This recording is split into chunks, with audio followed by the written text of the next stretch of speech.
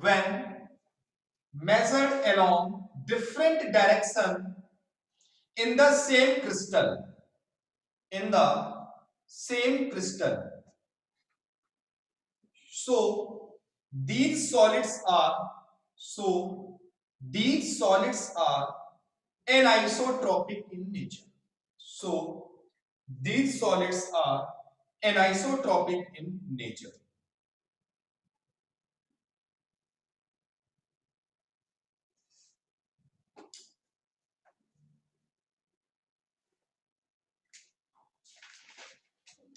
Next है example क्या होते हैं इसके।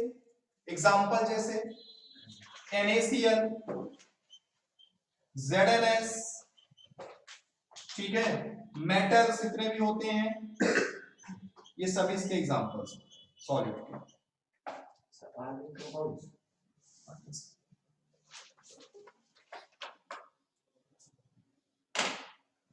नेक्स्ट है एमॉर्फस सॉलिड। हेडिंग डालेंगे, हेडिंग डालो एमॉर्फस सॉलिड।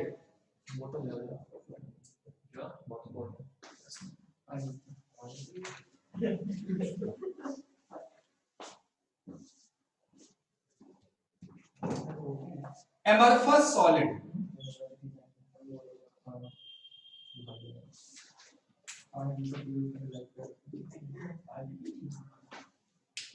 देखो ये कैसा सॉलिड होता है, सुनो मेरी बात ध्यान से, एक एक पॉइंट समझा दूंगा। देखो इस सॉलिड में क्या होता है,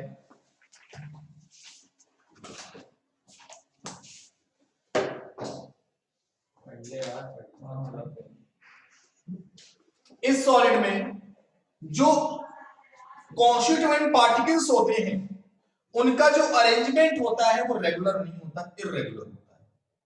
अगर डिफरेंस आएगा ना लिखने में तो लाइन खींच के आप लिख सकते हो, एक रेगुलर है दूसरा क्या होता है, इररेगुलर होता है। इररेगुलर का मतलब कैसे, देखो जैसे मान लिया कि ए बी सॉलिड है, तो भाई जैसे ए, फिर ए आ गया, फिर ए आ गया, फिर बी आया, फिर मान लो ए आ गया, फिर बी आ गया, फिर कहीं बी आ गया, मतलब कोई एक अरेंजमेंट प्रॉपर वे में फिक्स नहीं होता कि भाई इसके बाद यही आएगा, इररेगुलर अरेंजमेंट होता है, ठीक है। यहां भी ए आ गया, मान लो यहां बी आ गया, फिर यहां बी आ गया, फिर बी आ गया, फिर ए आ गया, फिर बी आ गया, इस तरीके से होता है, समझ गए। अब देखो सबसे पहली बात क्या होता है, इसका कोई डेफिनेट शेप नहीं होता है, इसका रेगुलर अरेंजमेंट नहीं होता, कैसा होता है, इररेगुलर होता है। तो आप बोल सकते हो those type of solid in means constituent particles does not possess regular arrangement. Clear. Next इसका जो शेप होता है इररेगुलर शेप होता है, इसे हम क्या बोलते हैं, स्यूडो सॉलिड बोलते हैं। इसका मेल्टिंग पॉइंट फिक्स नहीं होता है, मतलब इसका मेल्टिंग पॉइंट शार्प नहीं होता है, ठीक है। जो मेन टॉपिक है ये आइसोट्रोपिक इन नेचर होते हैं। आइसोट्रोपिक का मतलब होता है कि सेम क्रिस्टल में अलग अलग डायरेक्शन में उसकी फिजिकल प्रॉपर्टी होगी जो वो क्या होती है, सेम होती है। क्यों, क्योंकि आप कैसे भी कट करो, ऐसे करो ऐसे करो, कैसे भी कट करोगे इस सॉलिड को, इसका अरेंजमेंट आपको रैंडम ही मिलेगा, रैंडम अरेंजमेंट मिलेगा, फिक्स नहीं होगा। क्लियर है। तो और उस रैंडम अरेंजमेंट पार्टिकल्स का ऑर्डर भी फिक्स नहीं होगा, जिसकी वजह से इसकी जो प्रॉपर्टीज होती हैं, इसको जो कुछ फिजिकल प्रॉपर्टी होती है अलोंग डिफरेंट डिफरेंट डायरेक्शन में सेम होती है। क्लियर है, ठीक है। अब देखो जो हमें बात करनी है पूरे चैप्टर में, वो बात करनी है क्रिस्टलाइन सॉलिड। इसमें क्वेश्चन एक आ सकता है, right the difference between amorphous solid and crystalline solid, लिख लो, ये क्वेश्चन आ सकता है पेपर में। Right difference between, write any five difference, write any five difference between crystalline solid and amorphous solid, crystalline solids and amorphous solid। देखो इसके example जैसे glass, rubber, ये सभी कैसे होते हैं, स्यूडो सॉलिड होते हैं। Starch, okay. अब जो है इंपॉर्टेंट पार्ट है, हेडिंग डालो types of crystalline solid, types of crystalline solids. Crystalline solids के टाइप्स की बात करेंगे।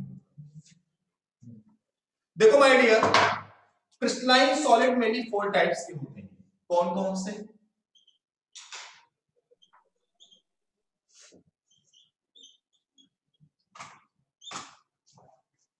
एक होता है आपका ionic solid,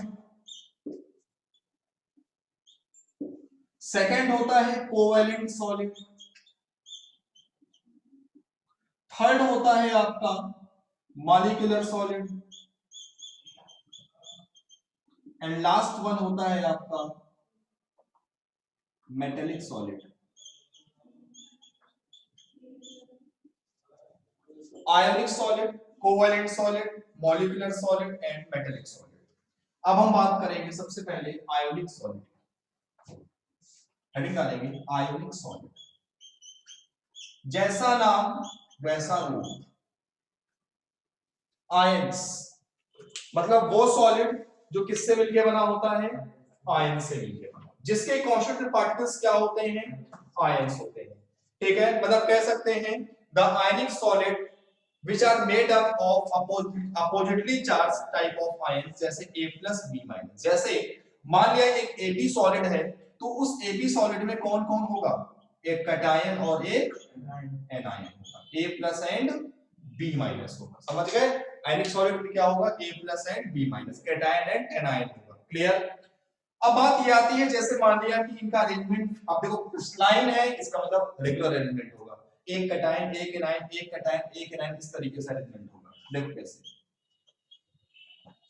cation anion, cation anion, फिर कैटायन, यहां एनायन, कैटायन एनायन, कैटायन और एनायन, इस तरीके से। क्लियर। अब देखो ये किस तरीके के फोर्स की वजह से आपस में टाइटली बॉन्डेड होंगे। यहां पर लगेगा इलेक्ट्रोस्टैटिक अट्रैक्शन फोर्स, ये कूलम्बिक फोर्स जिसको बोलते हैं। मतलब यहां पर कितना फोर्स लगेगा, 1/4 pi epsilon not q plus into q minus upon r square.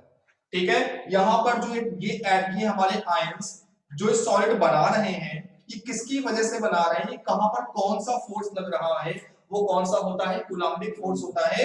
और कितना होता है, 1/4 पाई एप्सिलॉन नॉट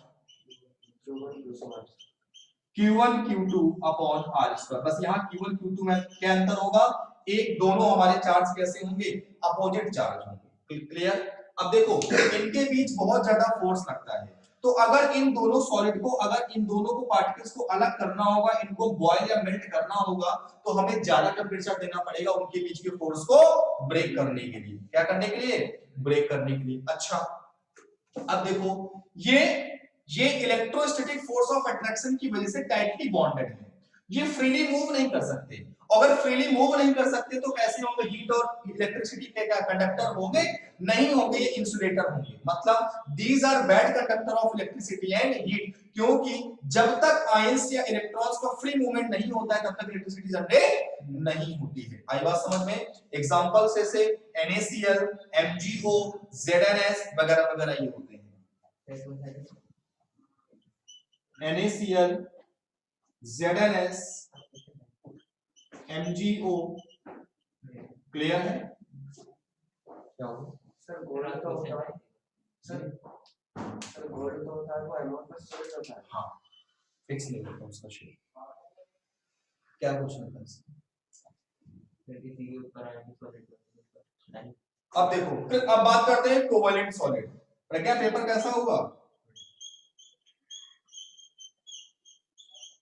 जो प्रज्ञा क्या होंगे वही क्या प्रज्ञा। Yes sir. 8 सुना पेपर था तुम्हारा, छोटा पेपर आया था। Yes sir. कितना करके आई,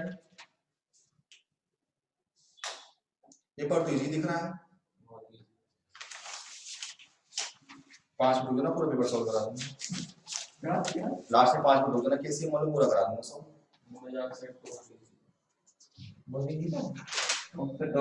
का पेपर क्या, पेपर किसका है, ये KCM का पेपर है।